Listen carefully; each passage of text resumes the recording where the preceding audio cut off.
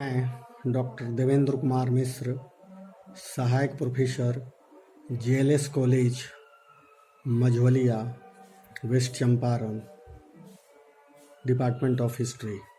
बच्चे, आज हम शास्त्रीय द्वितीय प्रथम खंड के फिरोज शाह तुगलक के शासन प्रबंध के विषय में आप लोगों से हम चर्चा करेंगे और उसके विषय में आप लोगों से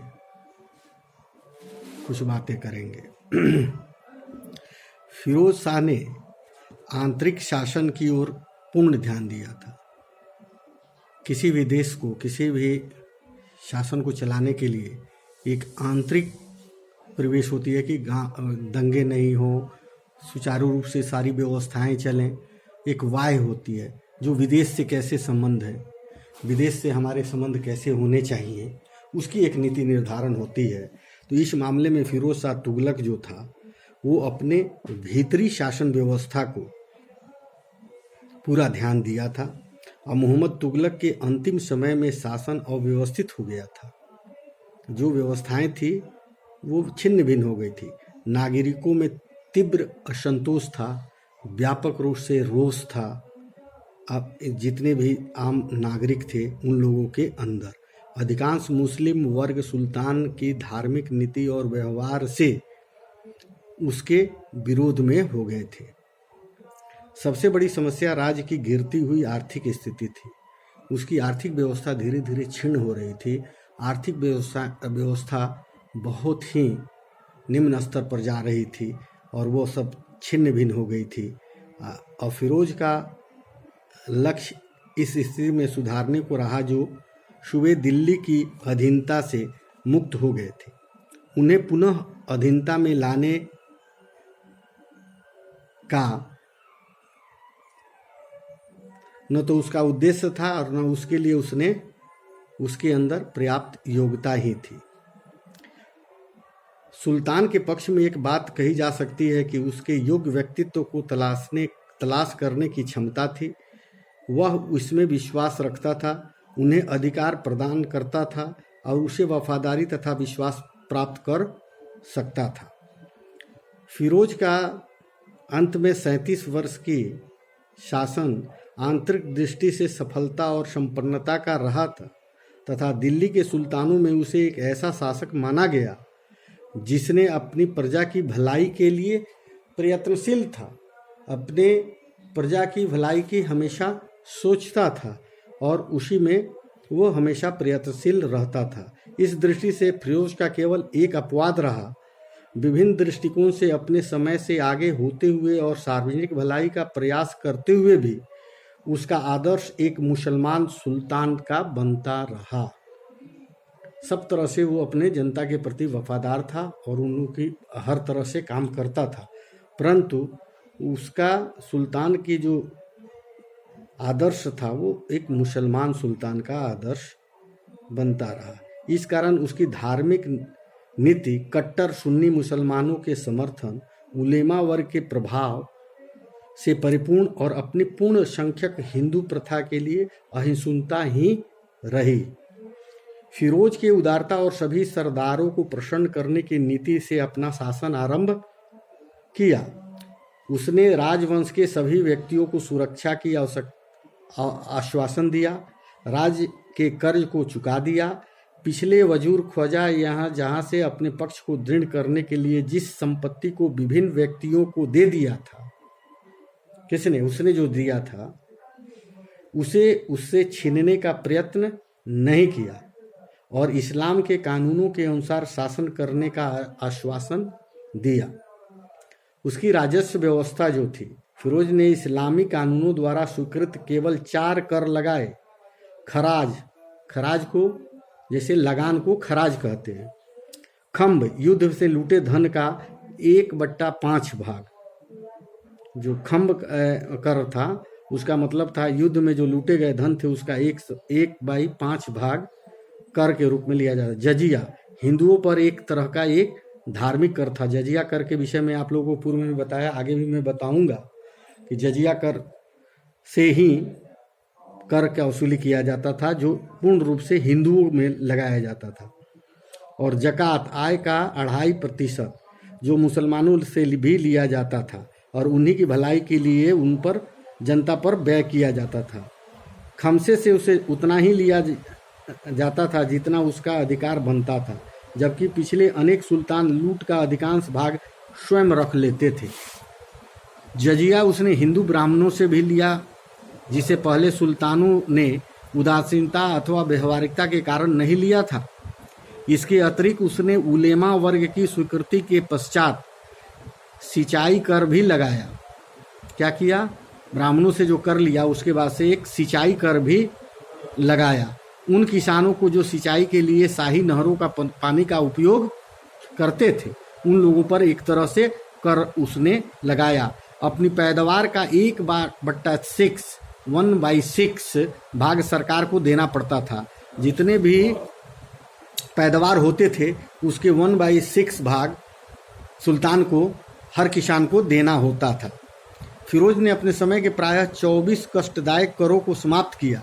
सरकारी कर्मचारियों को आदेश दिए गए कि वे उचित कर से अधिक मांग न करें। जो हमने कर निर्धारण किया है, जिस जिस चीज़ के लिए, उससे अधिक कर न लिया जाए, ऐसा उसने व्यवस्था किया था। उसके समय के लगान पैदावार का 1/5 से लेकर 1/3 भाग तक था। उसका मुख्य कार्य संपूर्ण राज्य के लगान के अनुमान के आधार पर निश्चित करना था, जिससे राज्य की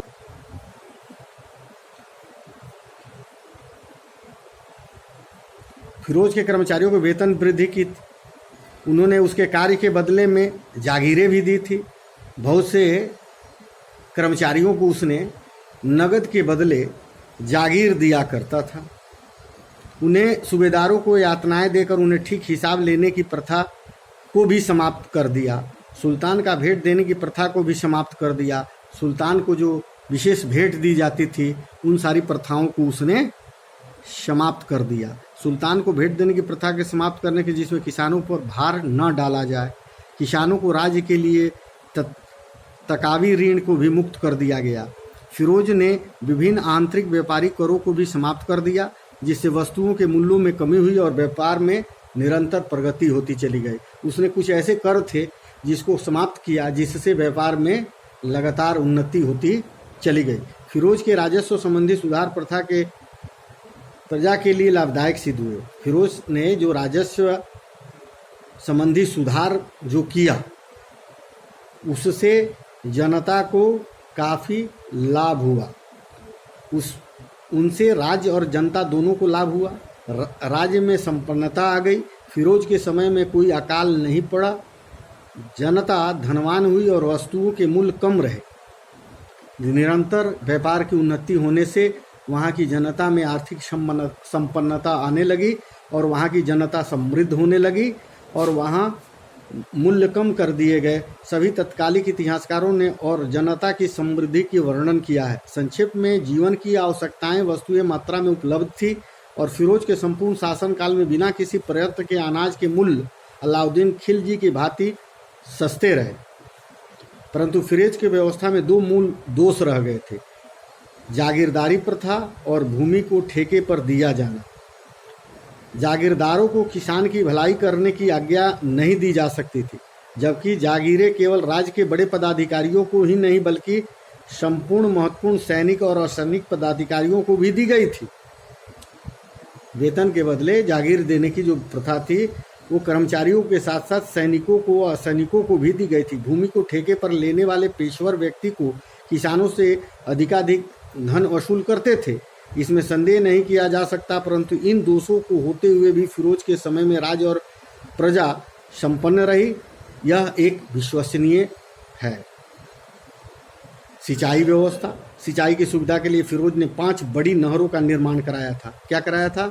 सिंचाई की व्यवस्था के लिए 5 बड़ी नई नहरों का निर्माण कराया था। इसमें एक 150 मील लंबी नहर यमुना नदी से सियार तक बनाई गई थी। दूसरी 96 मील लंबी नहर यमुना नदी से सियार तक बनाई गई थी। दूसरी 96 मील लंबी नहर सतलज से घाघरा तक बनाई गई थी। तीसरी नहर सिरमिर से पहाड़ियों के निकट से आरंभ नहर होती तक जाती थी। चौथी नहर बंदर फिरोजाबाद शहर तक और 5वीं यमुना से फैजाबाद तक जाती थी। इन नहरों के कारण कृषि योग्य भूमि में वृद्धि हुई, व्यापारिक सुविधाएं बढ़ी और सिंचाई कर के रूप में राज्य की आय में भी वृद्धि हुई। व्यापारिक सुविधाएं बढ़ी। फिरोज ने सिंचाई और यात्रियों की सुविधा के लिए 150 कुएं का निर्माण करवाया। फिरोज ने सिंचाई और यात्रियों की सुविधा के लिए जो कुएं बनवाए तो वो एक तरह से फरिश्ता के अनुसार फिरोज ने सिंचाई की सुविधा के लिए विभिन्न नदियों पर 50 बांध और 30 झील अथवा जल संग्रह करने के लिए तालाबों का भी निर्माण करवाया। नहर और सार्वजनिक निर्माण कार्य। कहा जाता है कि फिरोज ने 300 नवीन नहरों का निर्माण कराया था लगभग। इसमें संभवतः वे गांव के सम्मिलित थे जो पहले उजड़ गए थे, परंतु फिरोज के समय में कृषि की सुविधा के कारण पुनः बस गए थे। उसके द्वारा बनाए गए नहरों में फतेहाबाद, हिसार, फिरोजपुर, जौनपुर और फिरोजाबाद प्रमुख थे। यमुना नदी के तट पर बसाया गया दिल्ली को खास किले के निकट आधुनिक फिरोज शाह कोटला कहलाने वाला फिरोजाबाद नगर फिरोज का बहुत प्रिय था। वह अक्सर वहाँ रहता था। फरिश्ता ने लिखा है कि फिरोज ने 40 मस्जिदें, 30 विद्यालय, 20 महल, 100 सराय, 200 नगर, 100 अस्पताल, 5 मकबरे, 100 सार्वजनिक स्नान गृह, 10 स्तंभ, 150 पुल तथा अनेक बाग एवं सार्वजनिक मनोरंजन के स्थानों का निर्माण भी कराया था। उसने अशोक के 2-2 स्तंभों को भी दिल्ली में मंगवाया। इसमें एक खीजाबाद से और दूसरा मेरठ से लाया गया था। फिरोज ने नवीन इमारतों की सुरक्षा और मरम्मत की व्यवस्था की थी। इसके अतिरिक्त उसने अनेक पुरानी ऐतिहासिक इमारतों की मरम्मत भी कराई। फतुहा ये फिरोजा शाह में उसने एक दावा किया है कि उसने दिल्ली को जामा मस्जिद, कुतुब मीनार, समी तालाब, अलाई तालाब, जहानापना, इल्तुतमिश का मदरसा, मुल्तान, अलाउद्दीन के मकबरों और तकबुद्दीन कफरी और शेख निजामुद्दीन औलिया की समाधियों की भी मरम्मत कराई। अब आप समझिए कि उस समय उसने कितने सारे मस्जिदें बनवाए, विद्यालय का निर्माण करवाया, हॉस्पिटल का निर्माण कराया, सार्वजनिक स्नान गृह बनवाया, कुछ स्तंभ लगवाए, पुल पुलियों का निर्माण कराया।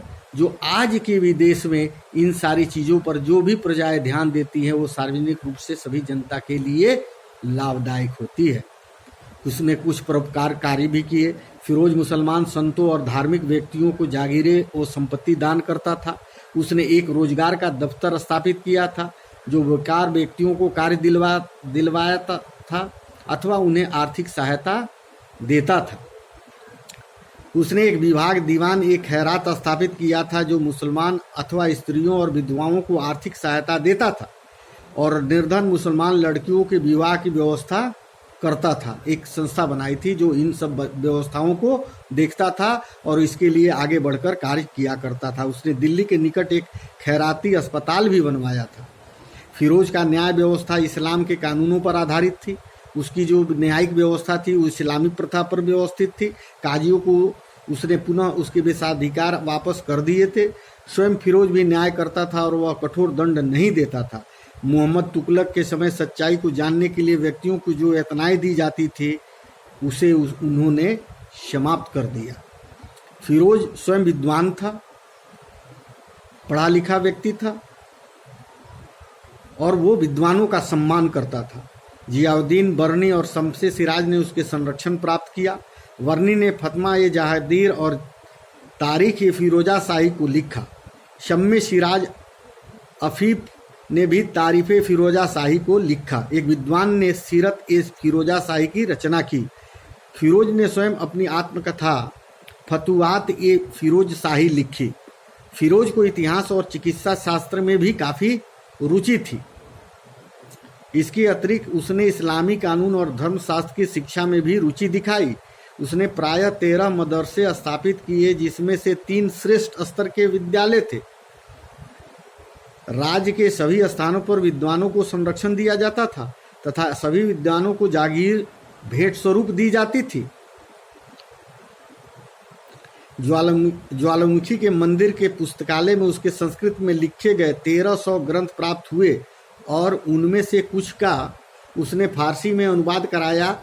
उनमें से एक का नाम दलाइले फिराजा शाही रखा गया, जो दर्शन और नक्षत्र विज्ञान से संबंधित ग्रंथ था। अफीफ के कथनानुसार सुल्तान विद्वानों को सहायता के लिए रूप में 36 लाख टका देता था। इस प्रकार फिरोज ने शिक्षा के लिए समुचित प्रबंध किया था, परंतु उसके समय का साहित्य इस्लाम धर्म में प्रभावित होने के कारण संकुचित धाराओं के परिपूर्ण रहा।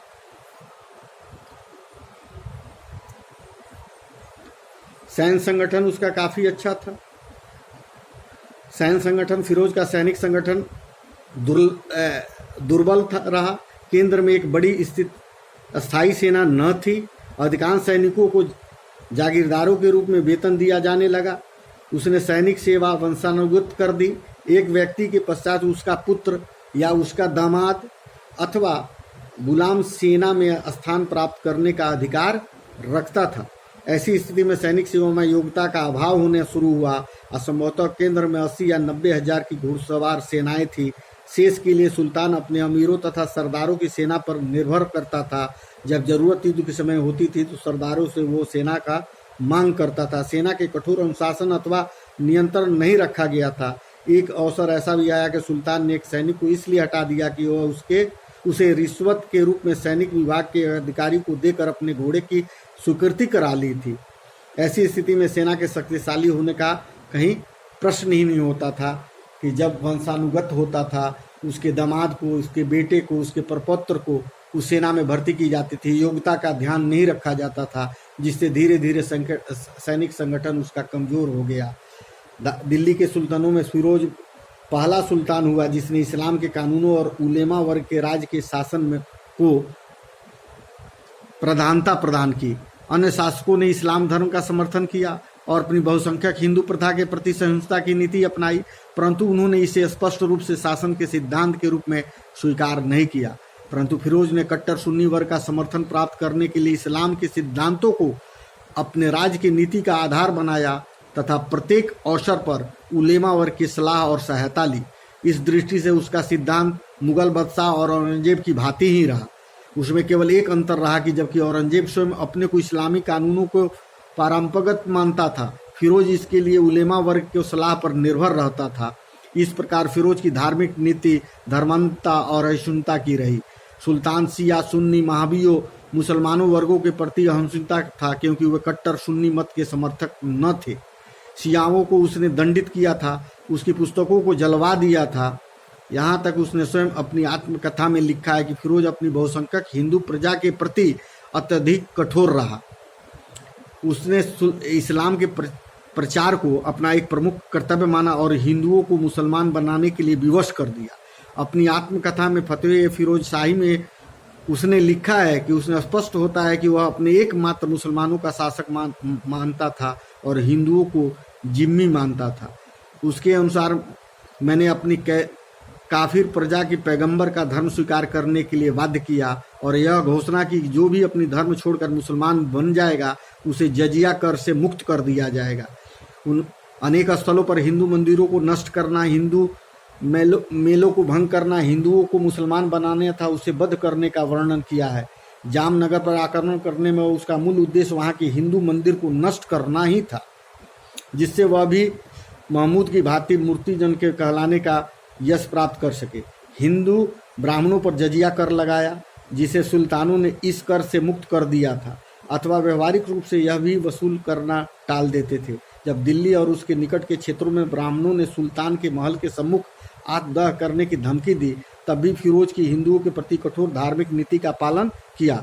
Doctor RC. मजूमदार के मतानुसार फिरोज इस युग का सबसे महान धर्मांध सुल्तान और इस क्षेत्र का सिकंदर लोदी और औरंगजेब अग्रसर था।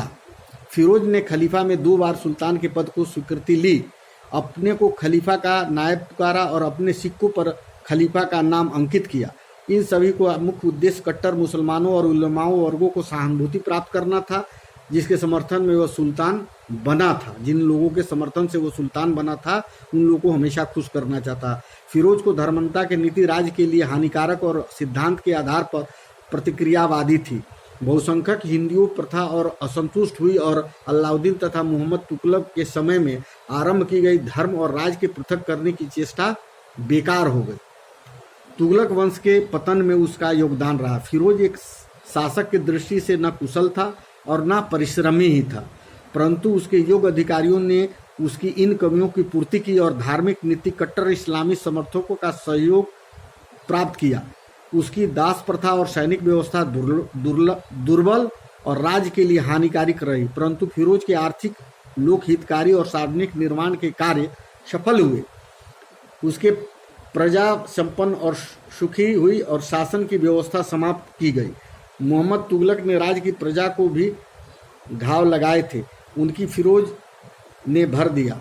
इस क्षेत्र में वह सफल रहा। इस तरह संक्षिप्त में उसके बारे में जो विचार उदार जो व्यक्त है, वो युग के बहुत आगे थे और संभवतः वह भारत का पहला मुस्लिम शासक था जो युद्धों और विजयों की तुलना में प्रजा की भौतिक उन्नति करना अपना अधिक महत्वपूर्ण कर्तव्य समझता था। युद्ध पर वो ध्यान नहीं देता था, प्रजा के अंदर जो जनता थी उसकी उन्नति के विषय में ज़्यादा सोचता था और उसी पर ज़्यादा ध्यान दिया, केंद्रित किया। इस तरह हम फिरोज शाह तुगलक के शासन व्यवस्था को देखते हैं, समझते हैं। इन्हीं सब शब्दों के साथ आज मैं अपनी वाणी को विराम देता हूँ। धन्यवाद।